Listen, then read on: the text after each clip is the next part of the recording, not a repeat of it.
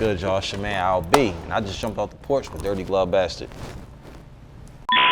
She ain't no ordinary, she be good, that's my baby. She got her feet up in the whip, yeah, she's so crazy. All right, so we got the one and only Al.B. jumping off the porch with us today. Welcome, man. You already know what it is, man. It's your man, Al.B., man. Come straight out of Philly, man. R&B sensation. What's up? Man, I'm feeling good. How about yourself today, man? I'm all right. You know what I'm saying? I'm in the A. Like, it's lit.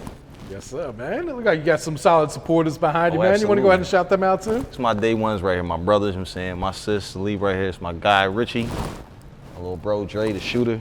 We here. Nah, that's what's Southwest good, man. Philly. Yeah, so what else you guys got planned while you're in the city, man? What else you tapping into? Shit, we plan on just coming out here, man, getting lit real quick, hit a couple spots, you know what I'm saying? Like I said, like one of my favorite spots to visit while I'm out here is the Trap Museum. I like to go to the Lenox Mall, you know what I'm saying? Spots like that, Yeah. see what else they got going on. You know, of course I had a couple plans to hit, you know, some studios and stuff, but the situation that, you know, we talked about, you know. Go and make the best out of this I'm gonna make the best out of it right? though, regardless, you know, it's a networking thing. And how do you like the vibes here in Atlanta? How does it compare to back at home in Philly, too? I mean, the vibe is always love here. Anytime I come today, it's love. You know what I'm saying? I mean, Philly, you know, it's Philly. It's just Philly, you know what I'm saying? But it's always good to, you know, get away for a little bit. No, absolutely, man. And you from Southwest Philly, right? Southwest. Okay. What's he on? It's Southwest, man, 5'8". Man, so I've never been to Southwest Philly, man. Put me on, man. Give me some game, you know, talk about the culture and everything up there. I mean, listen, Southwest, growing up in Southwest, it was kind of like, it could get dark at times, you feel me? If you could survive Southwest, I mean, I feel like you can survive anywhere. That's why anytime we go out of town, like, I feel like I'm at home. You know what I'm saying? Regardless of where I'm at, even in the A, like, Southwest get a little crazy at times, but, you know, it was love growing up. I mean, I feel like, you know, Southwest made me who I am. Okay. What's new in Philly these days, man? How's the city looking now compared to when you was coming up as a kid, man? Crazy. Crazy, bro. Crazy, but, you know, it's part of the culture, you know what I'm saying? Like, it just come with the game. But it's always love, though, like, period, though. Yeah. Now, when you say crazy, are we talking like violence-wise or just like? Violence definitely went up over the years. Yeah. Definitely went up. But, you know, like I said, like, Philly is like a place, if you go there, you mind your business, you know what I'm saying, stay in your own lane, you be cool. You go there looking for trouble, you gonna get trouble. You know what I'm saying? You gonna get what what you asking for. Yeah. So it's one of them cities where it's like you gotta go there and blend in. I dig it, man. So what would you say, like, were some of your keys to, you know, being successful, being to make it out of that type of environment then? I just was being myself, you know what I'm saying, over the years. I just stayed, you know, true to my game. Just invested in myself, believed in myself. You see, I got my folks back here, they believe in me, you know, and I've been doing it for some time now, and it's working for me, as you can see. Yeah. You No, know, that's real, man. I'm out here. Yeah. So talk about some of your hobbies as a kid growing up in Philly then. Like, what were you into? Grew up in Philly. I was into sports heavy, of course, music. You know, I wasn't like really like a party boy like that, but I had to kind of be in the scene, being as though like I was always into music, and especially R&B. So I was kind of like always in the mix, even though like I ain't want to be in the mix, crazy as that sound. But I always understood like, if this is what I want to do show business wise, like I kind of got to, you know, be in this environment, you know. So I was a quiet kid, believe it or not. Okay. You know, quiet, shy, but, you know, music, you know, always pretty much was my forefront. Yeah. And stuff. And now, does anyone in your family do music as well, or? I had a couple aunts, uncles and stuff they used to sing back in the day, so music really wasn't like heavy in my family. Like how it skipped all them generations and got to me, I'll never know, you know what I'm saying? But, you know, it did, and I'm blessed. Yeah, you're kind of like the chosen one, right? Right, I was the chosen one, the golden child. Yeah. So when would you say you jumped off the porch? How old were you? I jumped off the porch at 15. Okay. And what would you say were like the circumstances that led to you jumping off the porch when you were 15 then? Once I got to high school, you know what I'm saying, like I said, once I kind of fell back off of playing ball, sports and stuff like that, I kind of started taking music more serious, started writing.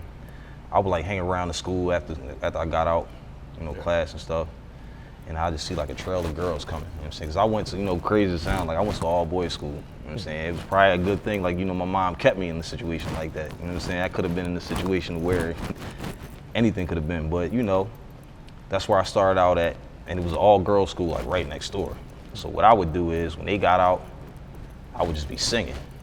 You know what I'm saying? I would draw crowds of girls like every day. You know what I'm saying? One of my biggest influences was Michael Jackson. Okay. So I was singing Michael Jackson songs, like the girls coming out, and I pretty much created a buzz back in school. Oh shit. So I started like going to mixers and stuff like that, proms. Started off doing like birthday parties, that kind of thing. Yeah. And that's how I kind of created a buzz around the neighborhood, Okay. the local area. So would you say right then and there, that's when you kind of knew what you wanted to do then? Right then and there, I knew, like, this is what I'm supposed to do. And what your moms think about that? Was she trying to like encourage you to go to more like the college route or anything? You know what? She was very supportive about it. Like my mom, biggest thing like was, if this is what you want to do, learn the business. And that's one of the things I respect the most about my mother is that she always told me like, you know, entertainment is, you know, 90% business and like 10% entertainment. You know what I'm saying? That kind of thing. So it was like, you know, if you want to do this, like learn the business side of it first. And because, you know, her telling me that, like I learned business. And trust me, like it got me out of a lot of trouble coming up. Oh yeah. A lot. Being as though like, you know, like a lot of people try to approach me on different situations and I knew what to spot because I did my research. Yeah, this music industry, it's so grimy, Cutthroat, it's so cutthroat. Cutthroat. Yeah, people will try and take advantage of every new artist that comes out. Always, especially this day and age, you know what I'm yeah. saying? Being as though the social media era is big now. Yeah. I myself get emails from Yo Gotti trying to sign me. I don't even rap, man. So it's like, what the fuck? You got a buzz, you know what I'm saying? So that's how it be. Like I worked with the comedian, I don't know if you heard him, Boom. He had the song Papa Perk. Okay, yeah, yeah. So I worked with him and he was like pretty much schooling me on like how that should go. Like saying like, you don't even gotta rap. Like as long as you got 1 million views on social media, you know what I'm saying, YouTube and all that, like they gonna approach you, period, because they know they can make money off you. That's the whole thing about it. Yeah, that shit's wild, man. That shit is definitely wild. And what would you say were like some of the trials and tribulations you had to overcome in your life so far? Man, like jealousy. Just people, you know, just being misunderstood when it comes to this. Like because of where I come from, I'm expected to, you know, live a certain lifestyle. You know what I'm saying? Like I come from a 2-parent household, so my life was a little different, you know, from most people that I grew up with. You know what I'm saying? Which I would say is a good thing because it kept me out of a lot of trouble. No, absolutely. You know what I'm saying? I respect that though. So, Yeah, it's but like, you know, being as though like, you know, I wasn't in the streets, but I was around the streets, so I know what go on. yeah.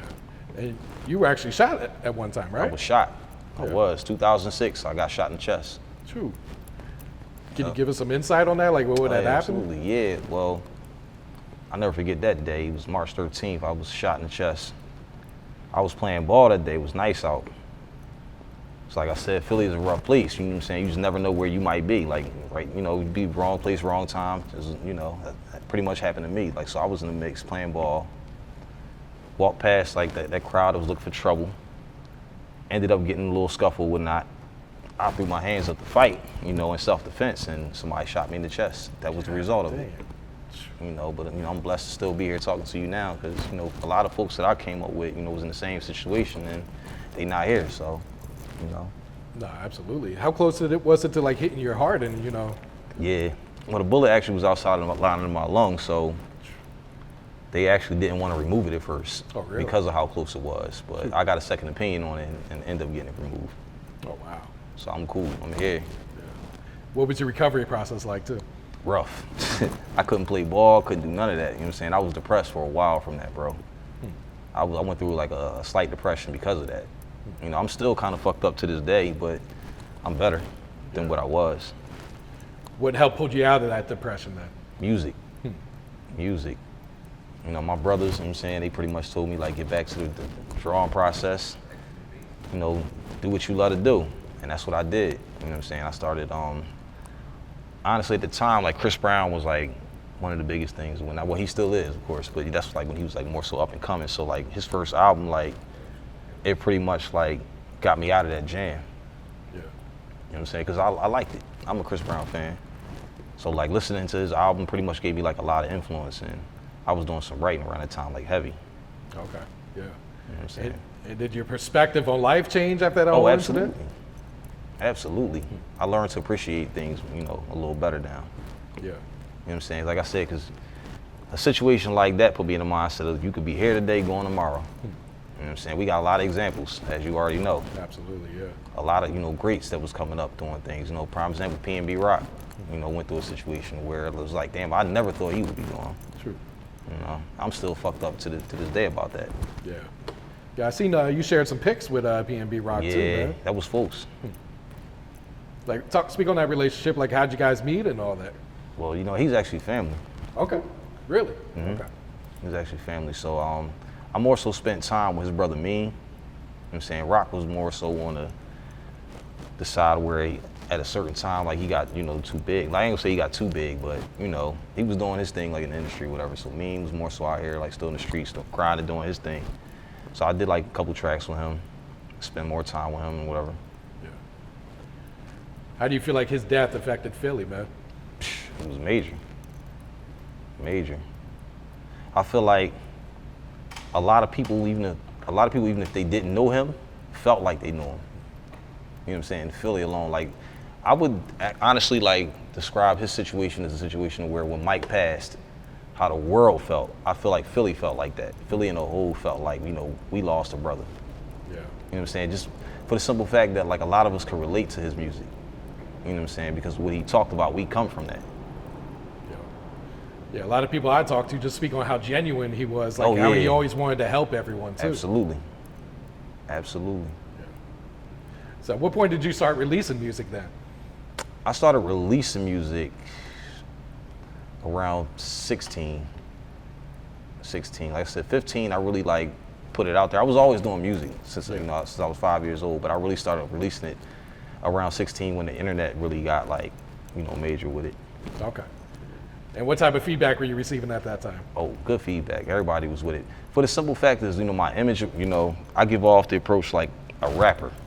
Like a lot of shows that I do, it'll be like based on rap. You know what I'm saying? So when people, you know, they see me come up and they see me come perform and they really think like I'm about to rap. And once they see me like get on the mic and start singing and whatnot, it's a whole different situation, you feel me? Whole different situation. I take them by surprise. Yeah, I could imagine. You do probably catch a lot of people off guard with A that. lot of too. people off guard with it. I like it like that though, you know what I'm saying? Because like, that's how like my buzz got to where it was at. Yeah. Because a lot of people be thinking like I do one thing, then come to find out I'm really a singer. Like, oh, this boy, he come from where he come from, and you know, he busting out like that. Like, hey, it is what it is though. And what would you say like was one of the first songs to kind of, you know, take off for you, kind of give you a buzz in the city then? Or One even of outside the city too? One of the first songs that kind of like gave me a buzz in the city was I had this joint called Light Skin Girl with Boom. And that's where like inside the city, like it took off. But then I came up with a joint, me and my cousin, my bros and shit, we did a joint a couple years ago called Wine For Me. Okay. And that was like a Caribbean type vibe. And once that shit hit the internet, like it blew up. So once that happened, that's when I started getting like approached by labels, Atlantic Records, Def Jam, Rock Nation. Like those labels like started approaching me. Like when it first happened, like it kind of took me by surprise. So I'm thinking like, well, you know how a lot of people like they be bullshitting on the internet, scamming. There's a lot of scamming shit that go on. You know what I'm saying? So I'm thinking this is one of them. So, you know, some guy, Success Ready here, A&R over there at Atlantic, he hit me up or whatnot. And I'm, you know, I hit him back. I'm like, well, damn, like, bro, like this ain't real, whatever. If it's real, like, you know, drop your number or whatnot. I'm gonna call you, whatever, you know what I'm saying, see how this really work out. So come to find out, it was legit. We ended up going to Atlantic Records, like, what was that, like 2018? We ended up sliding out there, you know what I'm saying? We met with them. You know, unfortunately, it wasn't the situation I was looking for at the time. You know what I'm saying? But it's a simple fact, it was love just to, you know, for them to reach out. I think the best situation that came out of everything was Def Jam. Okay. That happened to me, and that was like right before the pandemic.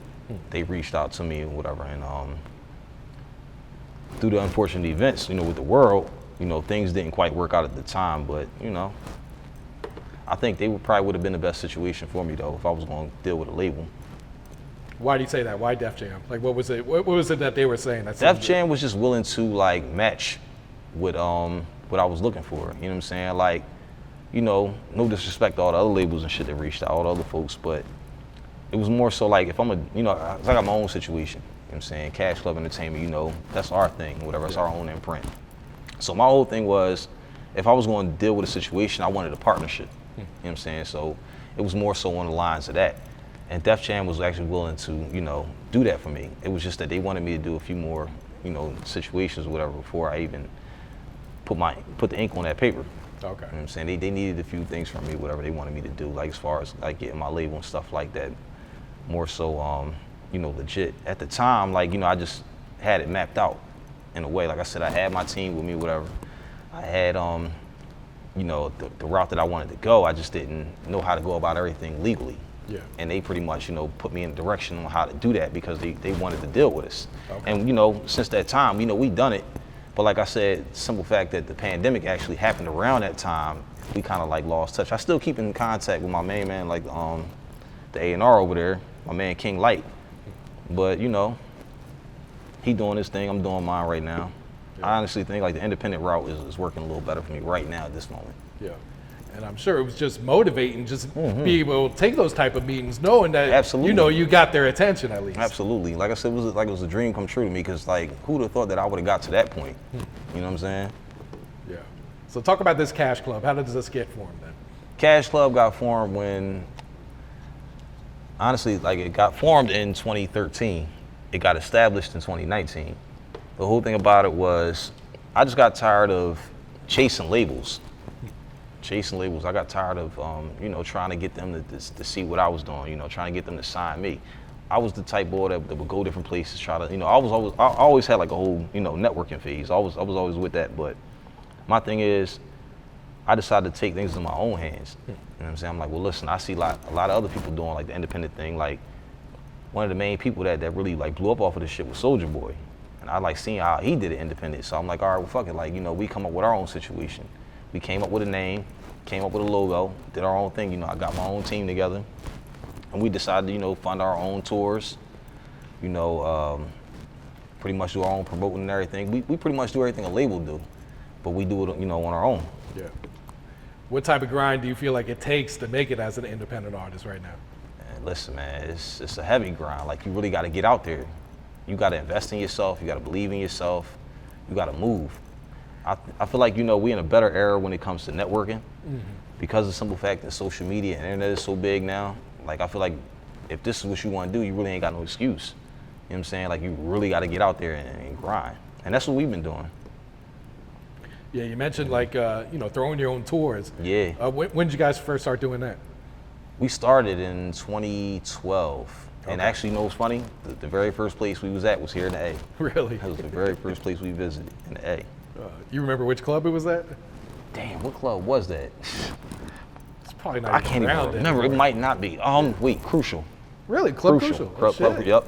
It's a I had to huge think about it. club, yeah, too. that was T.I.'s club. Yeah. And I did it on a night, it was a Monday night, I never forget, they had like little boxing matches and stuff they was doing at the time, you know what I'm saying? They had like little amateur boxing matches with Yeah. females, they come in there, and I think it was like $300 or something like that they win. I never forget we came in there and watched the chicks box. So that was memorable. At the time I didn't even have dreads, so bro, like, For real? that's how long ago it was, but it was love. Like, it was one of the spots that, you know, I remember though. Yeah. How long you been growing the dreads now? It's been 6 years now. Oh shit. It's pretty long for 6 years, right? Right. Hey, man. Listen, that's wisdom, bro. You feel me? How long we gonna grow them? Or do you trim them at all, or? I started trimming them. Okay. Yeah, like they was longer than this, bro. Whew. I ain't gonna let this shit, you know what I'm saying, get down on my ass, come out here looking like a bad bitch, bro. I ain't doing that. You feel me? That's where we It's draw right the bad. line. Yeah, it's where I draw a line. It's right bad enough I sing, bro. I'm light skinned, like, nah, it's not gonna work, Yeah. you know? But going back to the tours, man, talk about, like, I see you be doing like shows almost every damn week, it looks like, right? Oh, yeah, listen, bro, every week. I just actually came back from Fort Lee, New Jersey. Okay. I did a showcase out there last week. Yo, the vibe was everything, bro. The response, it was crazy. Yeah. I was on another, I don't know if I can talk about other podcasts. Yeah, go ahead. All right, yeah. well, We like to show love to everyone, man. Bet, I appreciate that, bro. Shout out to My Train of Thoughts, you know what I'm saying, out there in the Bronx, New York. I was out there back in January. So they had a segment where they have rappers come out, they do a little freestyle thing, whatever. I was actually the first singer to be on that show. Oh, wow. So when I got on that joint, like, it kind of blew up. You know what I'm saying? Like, a lot of people saw that joint. He was like DMing me and stuff. So one of the rappers that was on the show, he reached out to me, wanted me to come out and do his show last week. I came out, you know what I'm saying, got a quick check and whatnot. That was cool, but you know, it wasn't even about the money for real. It was just, it was the vibe, you know what I'm saying? Like, I just like to perform, because even if I didn't make like a single $1 off of music, I would still do music, because that's how much I love it. Yeah.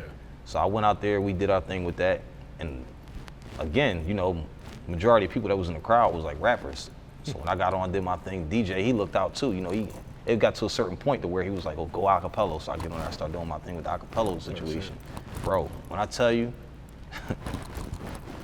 like, once I got on there, I started doing acapella, I could hear my voice, it made me feel a certain way. Huh. You know what I'm saying? Like, I felt like I ain't want to get off the mic. You know what I'm saying? Like, This is my show now, it's right? my show, that's how I felt, you know what I'm saying? And it's crazy because like the very next day, like a chick that I didn't even know was watching, as a matter of fact, she called somebody, she was like, oh, they was watching you, know what I'm saying? She was like, oh, they was talking about you, yada, yada, blah, blah, blah. You know, my sis back here, she told me, I'm like, I kind of like, you know, went in one ear out the other, honestly, because I'm like, who watching me in this joint, you know what I'm saying? It's New York, you know what I'm saying? We from Philly, they ain't fucking with me, sure enough. She wasn't lying though. Somebody reached out to me in my DM. I don't know how they got my information, but the next day she reached out and she wanted to know what the name of the song was that I did. Oh, shit. So I ended up, you know, sending that to her whenever, but that was cool though, bro. Like, that was crazy. Yes. Even though, you know, like stuff like that happen like all the time, but it's a simple fact that like, you know, the very next day, like I ain't really dropped no info all like that. Like, hey. She came looking for you. Yeah. Right. What's Because I've been, never been to Fort Lee, New Jersey. yeah. What's been some of your favorite cities to perform at? Of course, the A. Miami, Florida is a big place. Okay. I love Miami. I go there often. New York is cool.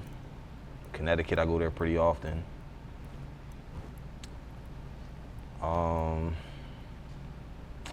Another spot that I'm good with going to is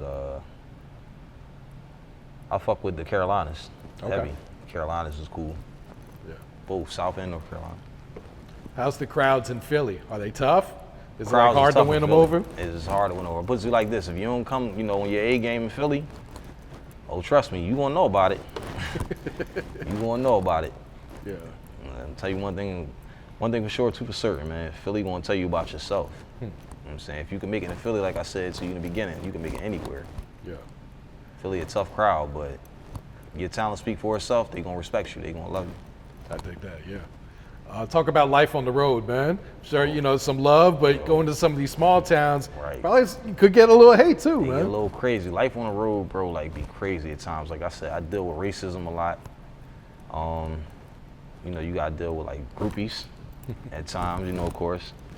But all that should be fun, you know what I'm saying? Because it makes me who I am. You know what I'm saying? Like I dealt with like one time, one of the racist situations I've been through, I was going to Miami.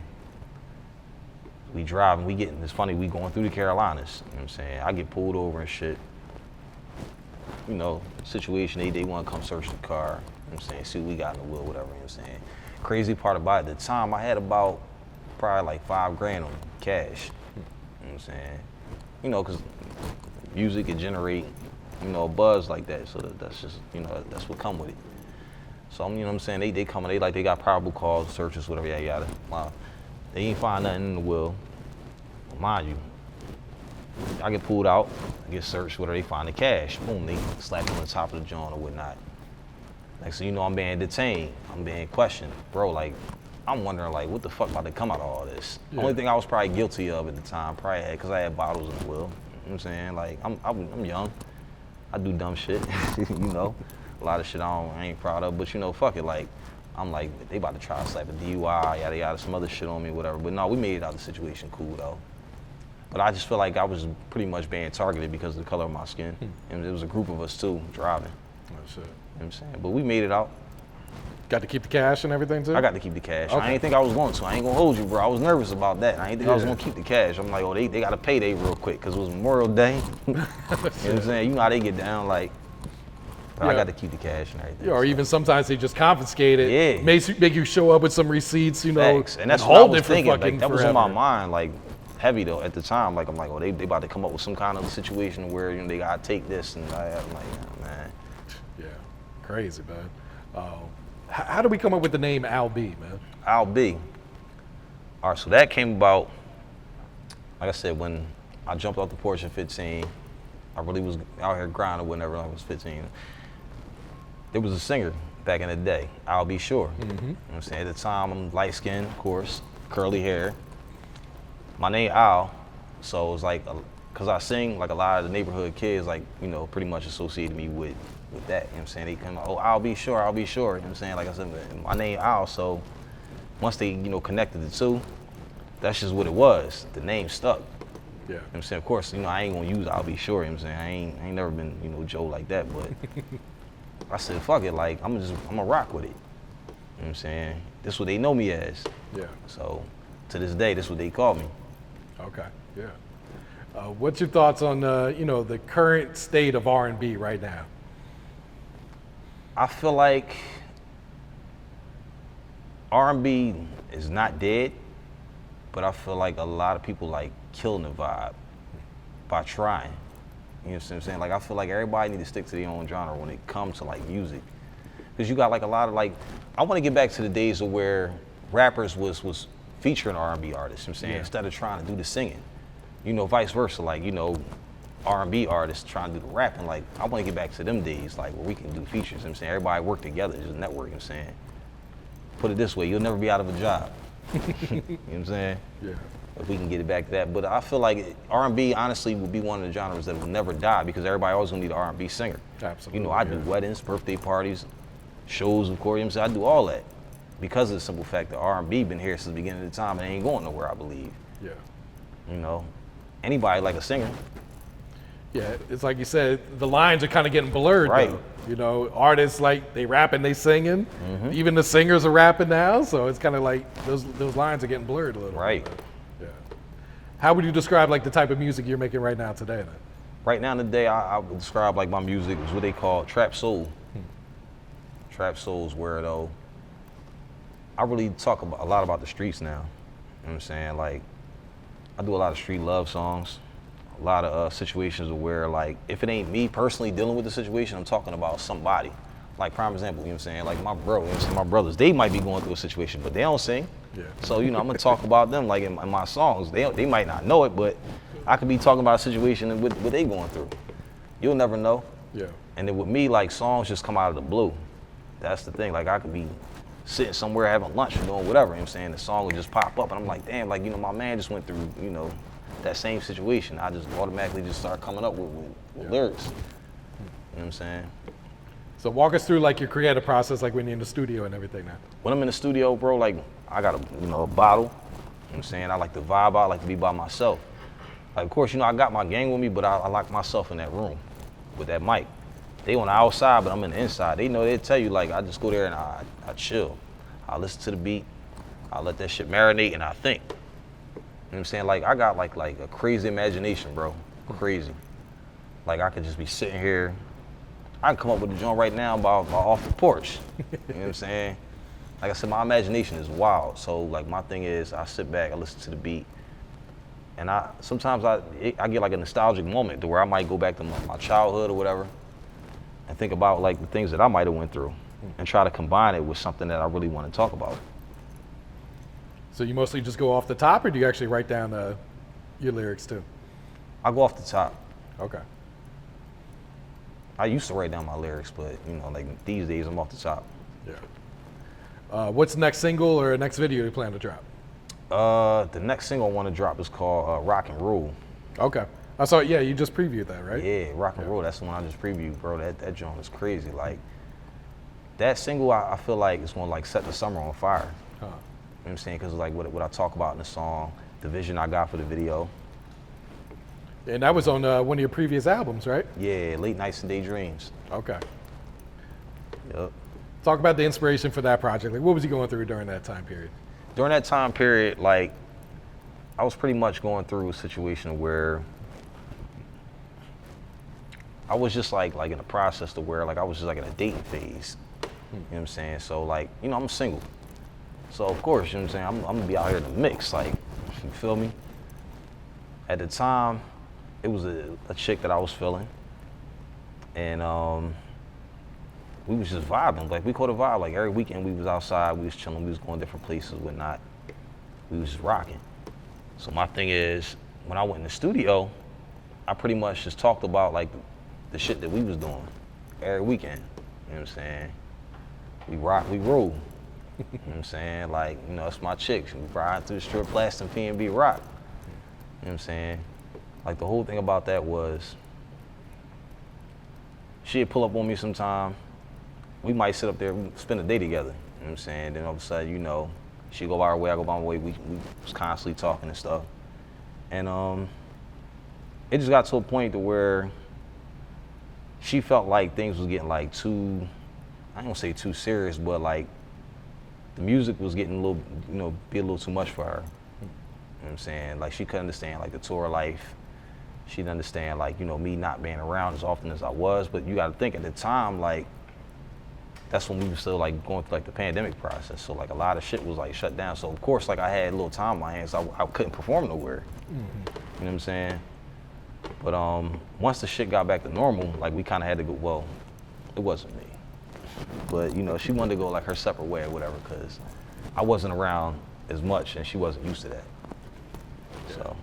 It's like those are the sacrifices you got to make as an artist. Yeah, bro, I got to make a lot of sacrifices with this shit, bro. Especially when it comes to like being like in a relationship. Like it's hard, like dating, because of the simple fact that they don't understand. And I can't really, get them to understand like what it takes to really go through the grinding process. Like of course, in the beginning, they be all, for it, but once they really like try to like tag along and see like what it takes, they don't really want no parts. Yeah. So like one thing I can say about being an artist, like it's hard, like dating and stuff. No, I did that, man. Yeah. Talk about the latest project you had, All Day I Dream About Singing. Oh, yo, dog, like listen, All Day I Dream About Singing, like that project was like one of my favorites though, honestly. I had a lot of fun working on that project. I had this one song called 90s Girl. 90s Girl talks about like a lot of the chicks that I dealt with, and I kind of like compared them to like a lot of the 90s TV stars. You know what I'm saying? Like I talk about Laura Winslow, Kelly Kapowski, like, people like that we watched on TV growing up and stuff. So like those are like the kind of girls that in this song, whatever, that I talk about like dating, but I kind of like put them all into one. Yeah. You know what I'm saying? Like, and it was kind of like dealing with that chick that was on like them 90s TV shows that we grew up watching. Yeah. And what was the inspiration for the song Every Day on that project? Oh shit, Every Day. You really want to know what the inspiration was for that? This nigga right here.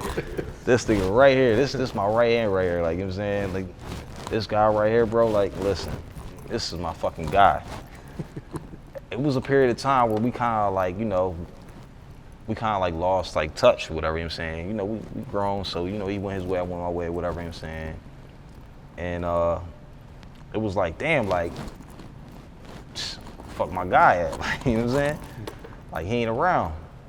But I understand, he had to do what he had to do. Like, he was doing his thing. He been grinding and stuff. So that situation, it just felt like, damn, like, I felt like we kind of cut each other off, like, on some shit, but it wasn't something that couldn't have been talked about. But we did, though. We talked about it. You see here me right now. Did you send him the song and tell him, like, he heard the song, that's why he here, like, he heard the song, though, he got the message, though. Sometimes, I gotta send a message through a song. That's what it is. Right here, though, this is my guy forever. Right here, this is my guy forever. Both of these guys, that's why they with me now, like, you know what I'm saying? If anything ever was, to pop off, like, crazy, like, these are the two that I trust the most, like. Yeah. They don't let nothing happen to me, I'll tell you that much. So I take it like making music is very therapeutic for you then. Oh, too. absolutely. Bro, like, music to me is like getting a dick sucked. Like, no, let me stop, bro. Like, let me stop. I'm just bullshit. But, bro, music to me, bro, like, nah, I'm just fucking with you, bro. Like, music to me, bro, like, honestly, bro, it's therapeutic, homie. Like, the shit, bro, like, I just, like, it mellowed me out. You feel me? Yeah, I got you, man. It mellowed me out.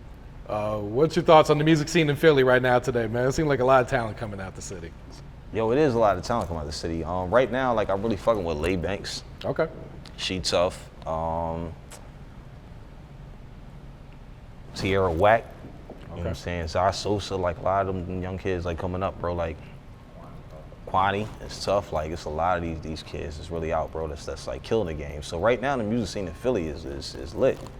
You know what I'm saying? If we could all just get on the same page, bro, like, I feel like we'd be one of the top cities that we like really like take over. You know what I'm saying? No offense to the A, but you know what I'm saying? I just feel like, yo, like, Philly would be like, some shit. Yeah. Yeah, and I noticed there's a lot of different sounds coming out of Philly too. Yeah, it's not bro. everyone just making the same type of music. Right, and that's what I love about it right now. Like a lot of this shit like changed. You know what I'm saying? Like my guy, Ant from We Run the Streets, it's crazy. Like he reached out to me. Like he the one that's responsible for putting on people like Core, you know, Tierra, Whack, all them. And it's crazy because like I would never expect somebody like that like to reach out to me because like I'm strictly R&B. I don't really do rap and shit like that. But he reached out to me like a couple of months ago, and ever since then, like he put my shit out there, and shit just been like crazy, like growing up for me, like views and stuff. Like we been rocking, bro. Like he one of the ones that I would say like if you come to Philly, like you definitely gotta like reach out to him, like touch bases with him because he gonna pretty much get you where you need to go. You know what I'm saying? Even though like I was already like doing my thing like on the internet, shit, like I was already viral, I was already buzzing. But like he kind of like took my shit in the city like to like a whole nother level though. Yeah. What's some short-term, what's some long-term goals you got set for yourself in your music? Some short-term goals, like I just want to pretty much like come out with some more albums. You know what I'm saying, get back in the studio, start working more heavy, whatever, more than what I, you know, what I was doing. Trying to come up with a situation where I can start throwing my own like showcases locally. You know what I'm saying? Instead of coming out, you know, like I'm never gonna stop touring though. That's me. That's part of who I am. That's what I'm always do. But I kind of want to start like showing more love to like the Philly artists, like under my own imprint. You know what I'm saying? Some long-term goals. I want to have my label be like fully established, like up and running and shit. You know what I'm saying? Put my guys in position. You know what I'm saying? The people that we with, you know, and just pretty much just do like I've been doing, man. Just having fun with it. Yeah. You know what I'm saying? Enjoying my life. I dig that, yeah. Feel What's me? some advice you would share to the youth coming up right now today? Invest in yourself, grind. Don't give up, believe in yourself. When you stop, then everybody else around you, I feel like is gonna stop. Because at the end of the day, if you don't believe in yourself, who else gonna believe in you? Nobody. No, that's real. That's like something I struggled with like coming up, was like believing in myself. I felt like, oh well damn, like, can I really do this? Like, but at the end of the day, like I pushed myself through everything. You know what I'm saying? Like I said, I had people that believed in me. I had people that tell me to keep going. I ain't stopped. And look where it got me. I'm here with y'all, like, Yes, sir. you know what I'm saying? Go ahead and plug your social media so everyone knows where to follow you at too. Hey, listen, man, you can find me on Instagram at al.b_58th Street. You know what I'm saying? That's my Instagram. You can find me on Facebook, Al B.